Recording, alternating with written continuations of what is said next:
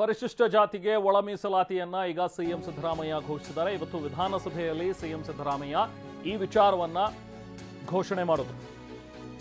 ಎಡಗೈ ಸಮುದಾಯಕ್ಕೆ 6% ಮತ್ತೆ ಬಲಗೈಗೆ 6%, ಇಬ್ಬರಿಗೂ ಕೂಡ ಈಕ್ವಲ್ ಆಗಿ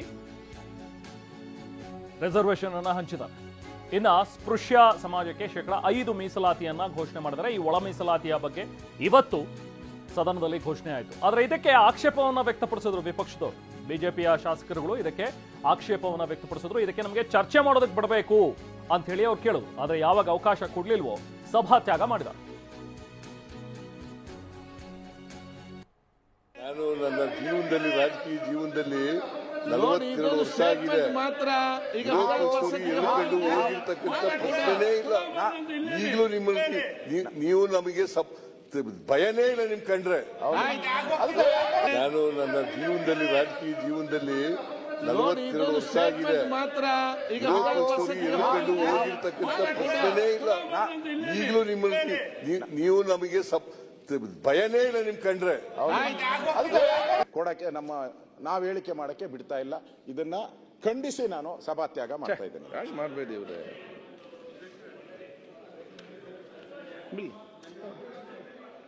ಮಾನ್ಯ ಅಧ್ಯಕ್ಷರೇ, ವಿರೋಧ ಪಕ್ಷದವರು ಮೇಲೆ ತಮ್ಮನ್ನ ಕೇಳ್ತಾ ಇದ್ರು. ಪ್ರಶ್ನೆ ಕೇಳ್ತೀವಿ, ಕ್ಲಾರಿಫಿಕೇಶನ್ ಕೇಳ್ತೀವಿ ಅಂತೇಳಿ. ಆದರೆ ವಿರೋಧ ಪಕ್ಷದ ನಾಯಕರೇ ಹೇಳಿದಾಗೆ ತಾವು ಹೇಳಿದ್ರು, ನಾವು ಹೇಳಿಕೆ ಮಾಡ್ತೀವಿ. ಕೊಡಕ್ಕೆ ಇನ್ನು ವಿಧಾನ ಪರಿಷತ್ನಲ್ಲೂ ಕೂಡ ಮೀಸಲಾತಿಯ ಜಟಾಪಟಿ ಮುಂದುವರೆದಿತ್ತು. ರಾಜ್ಯದ ಜನರಲ್ಲಿ ಸಿಎಂ ಕ್ಷಮೆಯಾಚಿಸಬೇಕು ಅಂತ ಹೇಳಿ ಪರಿಷತ್ ವಿಪಕ್ಷ ನಾಯಕ ಛಲವಾದಿ ನಾರಾಯಣಸ್ವಾಮಿ ಅವರು ಆಗ್ರಹಪಡಿಸಿದರು.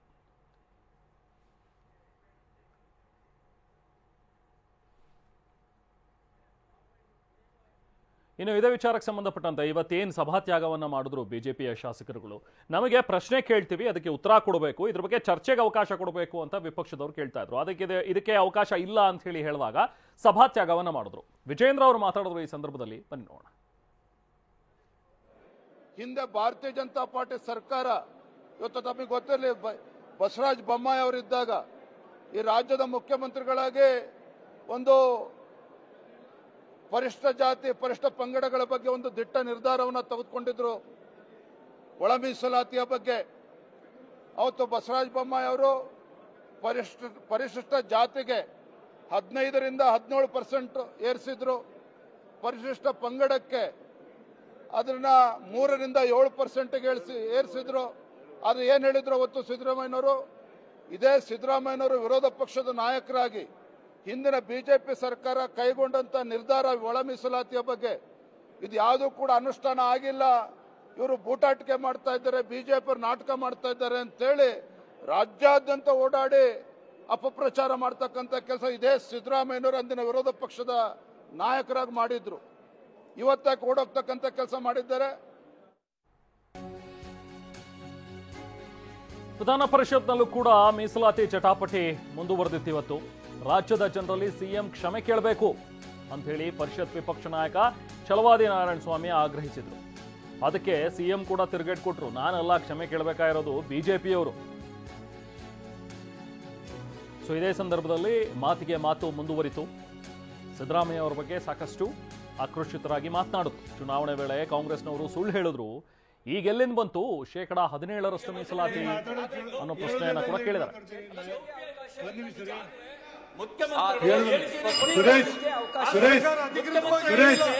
ಮಾನ್ಯ ನಗರಾಭಿವೃದ್ಧಿ ಮತ್ತು ನಗರ ವಿಧಾನಸಭೆಯಿಂದ ತಿದ್ದುಪಡಿ ಅಂಗೀಕರಣ ಕರ್ನಾಟಕ ಪಟ್ಟಣ ವಿಧೇಯಕ ಮೇಲೆ ಪ್ರಸ್ತಾವನೆ ಪ್ರಲಯಿಸಬೇಕು. ನಗರ ಮತ್ತು ಗ್ರಾಮಾಂತರ ಕಚೇರಿ ಇತ್ತು ಸಭಾಧ್ಯಕ್ಷ. ಮುಂಚೆ ಈಗ ನೀವು ಈ ಸದನದ ರಕ್ಷಣೆ ಇಲ್ಲ ಅಂದ್ರೆ ಅವ್ರು ಸರ್ವಾಧಿಕಾರಿ ಆಗ್ಬಿಡ್ತಾರೆ. ಕೂತ್ಕೊಳ್ರಿ ಪೂಜಾರ್ರೆ, ತಡೀರಿ, ಕೂತ್ಕೊಳ್ರಿ ಪೂಜಾರ್ರೆ. ಮುಖ್ಯಮಂತ್ರಿಗಳು ಎದ್ದು ನಿಂತಾಗ ಪೂಜಾರಿ ಮುಖ್ಯಮಂತ್ರಿ ಎದ್ದಾಗ ಕೂತ್ಕೊಂಡು ಕಲೀರಿ. ಮಾನ್ಯ ಅಧ್ಯಕ್ಷರೇ, ಮುಖ್ಯಮಂತ್ರಿ ಎದ್ದಾರ. ಮಾನ್ಯ ಸಭಾಪತಿ ಅವರೇ, ಇದು ನೀವು ಕೇಳಿದ್ರು ಸಚಿವ ಸಂಪುಟದ ತೀರ್ಮಾನ.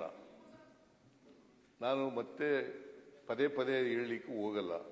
ಸಚಿವ ಸಂಪುಟದ ತೀರ್ಮಾನ ಈ ತೀರ್ಮಾನವನ್ನ ಸದನದ ಗಮನಕ್ಕೆ ತರ್ತಕ್ಕಂಥ ಕೆಲಸವನ್ನ ಮಾಡಿದ್ದೇನೆ. ಇದು ಕ್ಲಾರಿಫಿಕೇಶನ್ ಆಗಲಿ ಚರ್ಚೆ ಆಗಲಿ ನಡೀತಕ್ಕಂಥ ವಿಚಾರ ಅಲ್ಲ. ಸಚಿವ ಸಂಪುಟದ ತೀರ್ಮಾನ ಮಾಡಿದ್ದನ್ನು ಕ್ಯಾಬಿನೆಟ್ ಡಿಸಿಷನ್ ಇದು. ಎಸ್. ಸೊ ಅದರಿಂದ ಮಾನ್ಯ ಅಧ್ಯಕ್ಷರಿಗೆ, ಮಾನ್ಯ ಸದಸ್ಯರುಗಳು ಬಹಳ ವರ್ಷದಿಂದ ಕೆಲಸ ಮಾಡಿದವರು ಇದ್ದಾರೆ, ಅನುಭವಿಗಳಿದ್ದಾರೆ, ಅವರೆಲ್ಲ ಈ ತರ ಮಾಡ್ತಕ್ಕಂಥದ್ದು. ಸೊ ಹೀಗೆ ಸದನದಲ್ಲಿ ಇವತ್ತು ಪರಿಷತ್ನಲ್ಲೂ ಕೂಡ ಈ ವಿಚಾರ ಪ್ರತಿಧ್ವನಿಸಿತ್ತು. ಸಾಕಷ್ಟು ಗದ್ದಲ ಗಲಾಟೆ ಏರ್ಪಟ್ಟಿತ್ತು. ಅದಾದ ನಂತರ ಈಗ ಸದನದ ಕಲಾಪದಲ್ಲಿ ನಾವು ಭಾಗಿಯಾಗಲ್ಲ ಅಂತ ಹೇಳಿ ಸಭಾತ್ಯಾಗವನ್ನು ಮಾಡಿದ್ದಾರೆ. ಮತ್ತಷ್ಟು ಡೀಟೇಲ್ಸ್ ಪಡೆಯೋಣ. ನಾವು ಪ್ರತಿನಿಧಿ ಪ್ರಮೋದ್ ನಮ್ಮ ಜೊತೆಗೆ ಈಗ ಜಾಯ್ನ್ ಆಗಿದ್ದಾರೆ. ಪ್ರಮೋದ್, ಇವತ್ತು ಈಗ ಸದನದಲ್ಲಿ ನಡೆದಂಥ ಒಂದು ವಿಚಾರ, ಈಗ CM ಹೇಳ್ತಾರೆ ಇದು ಕ್ಯಾಬಿನೆಟ್ನ ಒಂದು ಡಿಸಿಷನ್, ಅದನ್ನ ನಾವು ಗಮನಕ್ಕೆ ತಂದಿದ್ದೀವಿ, ಇದ್ರ ಮೇಲೆ ಚರ್ಚೆ ನಡೆಯೋ ಅವಶ್ಯಕತೆ ಇಲ್ಲ ಅಂತೇಳಿ. ಸೊ ಈಗ ವಿಪಕ್ಷದವರು ಕೇಳ್ತಾ ಇದ್ದಂಥ ವಿಚಾರ ಏನು ಅಂದ್ರೆ, ಈ ಒಳ ಮೀಸಲಾತಿಗೆನೆ ವಿರೋಧ ವ್ಯಕ್ತಪಡಿಸ್ತಾ ಇದಾರ, ಕೊಟ್ಟಿರೋದು ಸರಿ ಇಲ್ಲ ಅಂತೇಳಿ, ಅಥವಾ ನಮಗೆ ಚರ್ಚೆಗೆ ಅವಕಾಶ ಕೊಡ್ಬೇಕನ್ನೋದು ಅಷ್ಟೇ ಇವರ ಪಟ್ಟಾಗಿರುವಂತದ್ದು? ಪ್ರಮೋದ್. ರೆಹಮಾನ್, ಈ ಒಳ ಮೀಸಲಾತಿ ಇರುವಂತದ್ದು ಒಂದು ಸಂಕೀರ್ಣವಾದಂತಹ ಸಾಮಾಜಿಕವಾದಂತಹ ವಿಚಾರ. ಪ್ರಮುಖವಾಗಿ ಹಿಂದೆ ಬಿಜೆಪಿ ಸರ್ಕಾರದಲ್ಲೂ ಕೂಡ ಈ ಒಳ ಮೀಸಲಾತಿಗೆ ಸಂಬಂಧಪಟ್ಟಂತೆ ಘೋಷಣೆ ಮಾಡುವಂತಹ ಸಂದರ್ಭದಲ್ಲೂ ಕೂಡ ಸಾಕಷ್ಟು ಆರೋಪ ಪ್ರತ್ಯಾರೋಪಗಳಾಗಿತ್ತು. ಈಗ ಕಾಂಗ್ರೆಸ್ ಸರ್ಕಾರ ಒಳ ಮೀಸಲಾತಿಯನ್ನು ಹೊಸದಾಗಿ ಪರಿಷ್ಕರಣೆ ಮಾಡಿ ಹೊಸ ಒಂದು ಫಾರ್ಮುಲಾದೊಂದಿಗೆ ಬಂದಿದೆ. ಪ್ರಮುಖವಾಗಿ ಎಡಗೈಗೆ 6%, ಬಲಗೈಗೆ 6%, ಜೊತೆಗೆ ಸ್ಪೃಶ್ಯ ದಲಿತ ಸಮುದಾಯಕ್ಕೆ 5% ಅಂತ. ನಿನ್ನೆ ಕ್ಯಾಬಿನೆಟ್ ಮೀಟಿಂಗ್ ಆದ ಬಳಿಕ ಇವತ್ತು ಸದನದಲ್ಲಿ ಮುಖ್ಯಮಂತ್ರಿ ಸಿದ್ದರಾಮಯ್ಯನವರು ಅದರ ಘೋಷಣೆಯನ್ನ ಮಾಡ್ತಾರೆ. ಮುಖ್ಯಮಂತ್ರಿಗಳು ಪತ್ರಿಕಾಗೋಷ್ಠಿ ಮಾಡಿಲ್ಲ, ಯಾಕೆಂದ್ರೆ ಸದನ ನಡೀತಾ ಇರುವಂತಹ ಸಂದರ್ಭದಲ್ಲಿ ಪತ್ರಿಕಾಗೋಷ್ಠಿಯನ್ನ ಮಾಡುವಂತದ್ದು ಒಂದು ಸಂಪ್ರದಾಯ ಅಥವಾ ಶಿಷ್ಟಾಚಾರ ಅಲ್ಲ. ಹೀಗಾಗಿ ನಿನ್ನೆ ಸಂಪುಟದಲ್ಲಿ ತೆಗೆದುಕೊಂಡಂತಹ ನಿರ್ಧಾರ ಏನಿದೆ ಅದರ ವಿವರವನ್ನ ಸದನಕ್ಕೆ ತಿಳಿಸ್ತಾರೆ. ಅಂದ್ರೆ ಸದನಕ್ಕೆ ಕ್ಯಾಬಿನೆಟ್ ಆದಂತಹ ಸಂದರ್ಭದಲ್ಲಿ ಪ್ರಮುಖವಾದಂತಹ ಮಾಹಿತಿಯನ್ನ, ಪ್ರಮುಖವಾದಂತಹ ವಿಷಯಗಳಿದ್ರೆ ಅದನ್ನ ಸದನಕ್ಕೆ ತಿಳಿಸಬೇಕಾದಂಥದ್ದು ಸರ್ಕಾರದ ಜವಾಬ್ದಾರಿ. ಹೀಗಾಗಿ ಇವತ್ತಿನ ಸಭೆಯಲ್ಲೂ ಕೂಡ, ವಿಧಾನಸಭೆಯಲ್ಲಿ ಹಾಗೂ ವಿಧಾನ ಪರಿಷತ್ನಲ್ಲಿ ಮುಖ್ಯಮಂತ್ರಿ ಸಿದ್ದರಾಮಯ್ಯನವರು ಈ ವಿಚಾರಕ್ಕೆ ಸಂಬಂಧಪಟ್ಟಂತೆ ಮಾಹಿತಿಯನ್ನ ನೀಡ್ತಾರೆ, ಯಾರ್ಯಾರಿಗೆ ಏನೇನು ಕೊಟ್ಟಿದ್ದೀವಿ ಅಂತ. ಈಗ ಏನು ವರ್ಗೀಕರಣ ಮಾಡಲಾಗಿದೆ, ಈ ವರ್ಗೀಕರಣಕ್ಕೆ ಸಂಬಂಧಪಟ್ಟಂತೆ ಕೆಲವೊಂದಿಷ್ಟು ಆಕ್ಷೇಪಣೆಗಳು ಕೂಡ ಬೇರೆ ಬೇರೆ ಸಮುದಾಯದಿಂದ ಬಂದಿದೆ. ಪ್ರಮುಖವಾಗಿ ಬೋವಿ ಸಮಾಜ ಇರ್ಬೋದು, ಬಂಜಾರ ಸಮಾಜ ಇರ್ಬೋದು, ಕೊರ್ಮಾ ಇರ್ಬೋದು, ಕೊರಚ ಇರ್ಬೋದು, ಇದೇ ರೀತಿ ಬೇರೆ ಬೇರೆ ಸಮಾಜಗಳು ಕೂಡ ಈಗಾಗಲೇ ಕೆಲವೊಂದಿಷ್ಟು ಆಕ್ಷೇಪಣೆಗಳನ್ನ ಎತ್ತಿವೆ. ಅವರಿಗೆ ಅವ್ರದೇ ಆದಂತಹ ಲೆಕ್ಕಾಚಾರ ಇದೆ, ಅವರಿಗೆ ಅವ್ರದೇ ಆದಂತಹ ಮೀಸಲಾತಿ ಬೇಡಿಕೆ ಇದೆ. ಹೀಗಾಗಿ ಬಿಜೆಪಿ ಕೂಡ ಈಗ ಪ್ರಶ್ನೆ ಮಾಡ್ತಾ ಇರುವಂತದ್ದು, ಸಹಜವಾಗಿ ರಾಜಕೀಯವಾಗಿ ಕೂಡ ಕಾಂಗ್ರೆಸ್ ಪಕ್ಷ ಒಂದು ರಾಜಕೀಯ ಪಕ್ಷವಾಗಿ ಅದನ್ನ ಮೈಲೇಜ್ ತೆಗೆದುಕೊಳ್ಳೋದಕ್ಕೆ ಮುಂದಾಗ್ತಾ ಇದೆ. At the same time BJP ಸಹ ಹಿಂದೆ ಈ ಒಳ ಮೀಸಲಾತಿ ಇರ್ಬೋದು ಅಥವಾ ಮೀಸಲಾತಿ ಇರ್ಬೋದು, ಪ್ರಮುಖವಾಗಿ ದಲಿತ ಸಮುದಾಯಕ್ಕೆ 15% 17%, SC ಪಂಗಡಕ್ಕೆ, SC ಸಮುದಾಯಕ್ಕೆ 15% 17% ಕೊಟ್ಟಿದ್ದೇ ನಾವು. ಹೀಗಾಗಿ ನಮ್ಮದೇ ಒಂದು ಮೀಸಲಾತಿಯನ್ನೇ ಹೊಸ ವರ್ಗೀಕರಣ ಮಾಡಿದ್ದೀರಿ ನೀವು ಕಾಂಗ್ರೆಸ್ನವರು ಅನ್ನೋದು ಬಿಜೆಪಿಯ ವಾದ. ಅಟ್ ದ ಸೇಮ್ ಟೈಮ್ ಹಿಂದೆ 17%ಗೆ ಏರಿಸಿದಂತಹ ಸಂದರ್ಭದಲ್ಲಿ ಕಾಂಗ್ರೆಸ್ನ ನಾಯಕರು, ಮುಖ್ಯವಾಗಿ ಸಿದ್ದರಾಮಯ್ಯನವರು, ಎಲ್ಲಿದೆ 17% ಅನ್ನುವಂಥ ಪ್ರಶ್ನೆಯನ್ನ ಮಾಡಿದ್ರು. ಎಲ್ಲಿ ಅವಕಾಶ ಇದೆ ಅಷ್ಟೊಂದು ಮೀಸಲಾತಿಯನ್ನ ಕೊಡೋದಕ್ಕೆ, ಅಥವಾ 2% ಹೆಚ್ಚಳ ಮಾಡೋದಕ್ಕೆ ಎಲ್ಲಿ ಅವಕಾಶ ಇದೆ ಅನ್ನುವಂಥ ಪ್ರಶ್ನೆಯನ್ನ ಕೂಡ ಮಾಡಿದ್ರು. ಈಗ ಬಿಜೆಪಿ ಅವ್ರದೇ ಮಾತನ್ನ ಅವ್ರಿಗೆ ಪ್ರಶ್ನೆಯಾಗಿ ಕೇಳ್ತಾ ಇದೆ. ಹಿಂದೆ ನೀವೇ ಕೇಳಿದ್ರಿ, ಹಾಗಾದ್ರೆ ಈಗ ನಾವು ಕೊಟ್ಟಿರುವಂತಹ ಮೀಸಲಾತಿಯಲ್ಲೇ ವರ್ಗೀಕರಣ ಹೇಗೆ ಮಾಡಿದ್ರಿ? ಇದು ಬಿಜೆಪಿಯ ಪ್ರಶ್ನೆ. ಇನ್ನು ಸದನದಲ್ಲಿ, ಪ್ರಮುಖವಾಗಿ ವಿಧಾನಸಭೆಯಲ್ಲೂ ಕೂಡ ಅದಕ್ಕೆ ನಮಗೆ ಚರ್ಚೆಗೆ ಅವಕಾಶ ಮಾಡಿಕೊಡ್ಬೇಕು. ಈಗ ನೀವು ಕೊಟ್ಟಿರುವಂತಹ ಮೀಸಲಾತಿ ಏನಿದೆ, ಈ ಮೀಸಲಾತಿಗೆ ಸಂಬಂಧಪಟ್ಟಂತೆ ನಮ್ಮದು ಕೂಡ ಕೆಲವೊಂದಿಷ್ಟು ವಿವರಣೆಗಳಿವೆ. ನಮ್ಮದು ಕೂಡ ಕೆಲವೊಂದಿಷ್ಟು ವಿವರಣೆಗಳನ್ನ ಸರ್ಕಾರದಿಂದ ಕೇಳಬೇಕಾಗಿದೆ, ಸರ್ಕಾರದಿಂದ ಸ್ಪಷ್ಟೀಕರಣ ಬಯಸ್ತಾ ಇದ್ವಿ. ಹೀಗಾಗಿ ಇದಕ್ಕೆ ಚರ್ಚೆಗೆ ಅವಕಾಶ ಕೊಡಿ ಅಂತ ಹೇಳಿದ್ರು.